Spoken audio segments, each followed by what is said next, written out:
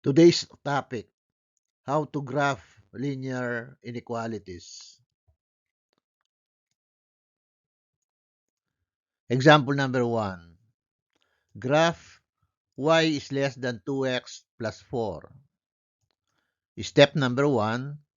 Graph the boundary line by graphing y is equal to 2x plus 4. Use a dashed line if the symbol of inequality is less than or greater than. Use a solid line if the symbol of inequality is less than or equal to or is greater than or equal to. Construct a table of values. Substitute a value for x, then find the corresponding value of y. Let us say x is equal to negative 3. 2 times negative 3 is negative 6. Negative 6 plus 4 is equal to negative 2. So when x is negative 3, y is equal to negative 2. Let us say x is equal to 0. 2 times 0 is 0 plus 4 is equal to 4. So when x is equal to 0, y is equal to 4.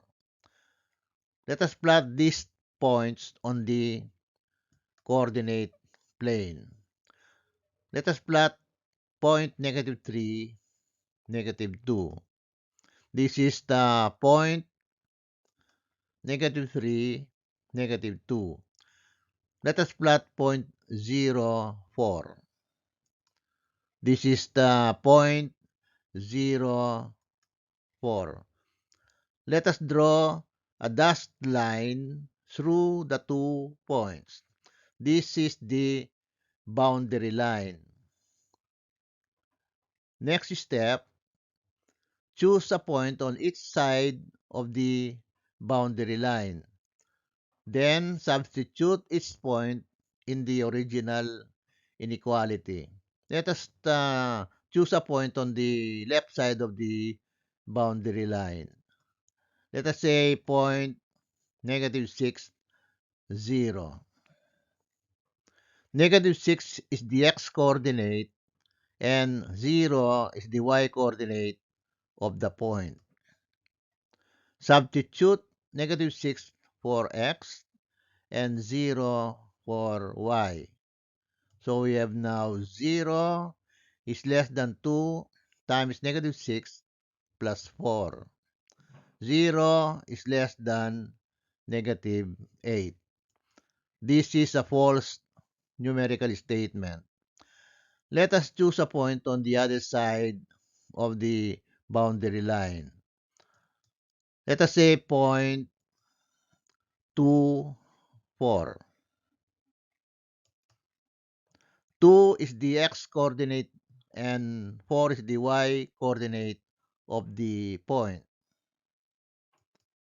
Substitute 2 for x and 4 for y.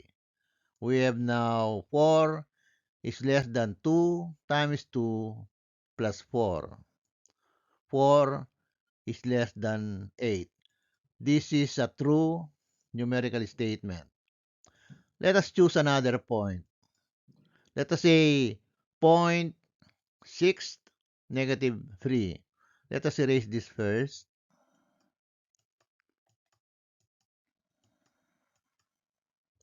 6 is the x-coordinate and negative 3 is the y-coordinate of the point. Substitute 6 for x and negative 3 for y. So we have now negative 3 is less than 2 times 6 plus 4. This is now equal to negative 3 is less than 16. This is a true numerical statement. Step number 3. Shade the region below the boundary line where point 2, 4 and 0.6, -3 are located. So we shade this part. The shaded region below the dashed boundary line is the graph of the inequality. Any point in this region satisfies the given inequality. The boundary line, which is a dashed line, is not included in the graph of y is less than 2x plus 4.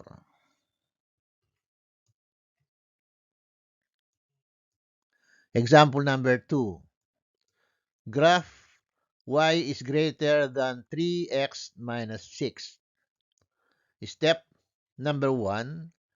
Graph the boundary line by graphing y is equal to 3x minus 6. Use a dashed line if the symbol of inequality is less than or is greater than. Use a solid line if the symbol of inequality is less than or equal to or is greater than or equal to. Construct a table of values. Substitute a value for x and then find the corresponding value of y. Let us say x is equal to 0. 3 times 0 is 0 minus 6 is -6. When x is 0, y is -6. Let us say x is 2. 3 times 2 is 6 minus 6 is equal to 0. So when x is 2, y is 0. Let us plot these points on the coordinate plane. Let us plot point 0, -6. This is the point 0, -6. Let us plot point 2, 0. This is the point 2, 0. The symbol in the given inequality is greater than, so we are going to draw a dashed line through the 2 points. Next step, choose a point on each side of the boundary line, then substitute its point in the original inequality. Let us choose the point 4, -2 on this side of the boundary line. 4 is the x-coordinate and -2 is the y-coordinate of the point. Substitute 4 for x and -2 for y. So we have now -2 is greater than 3 times 4 minus 6. This is now equal to -2 is greater than 6. This is a false numerical statement. Let us choose a point on the other side of the boundary line. Let us choose point -3, 2. -3 is the x-coordinate and 2 is the y-coordinate of the point. Substitute -3 for x and 2 for y. So this is now equal to 2 is greater than 3 times -3 minus 6. This is now equal to 2 is greater than -15. This is a true numerical statement. Let us choose another point. Let us choose point -4, -3. Let us erase this first.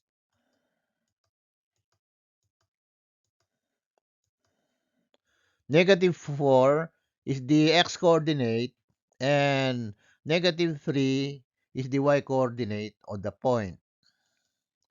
Substitute negative 4 for x and negative 3 for y. We have now negative 3 is greater than 3 times negative 4 minus 6. This is now negative 3 is greater than negative 18. This is a true numerical statement. Next step, shade the region above the boundary line where point negative 3, 2 and point negative 4, negative 3 are located. The shaded region above the dashed boundary line is the graph of the inequality. Any point in this region satisfies the given inequality y is greater than 3x minus 6. The dashed boundary line is not included in the graph.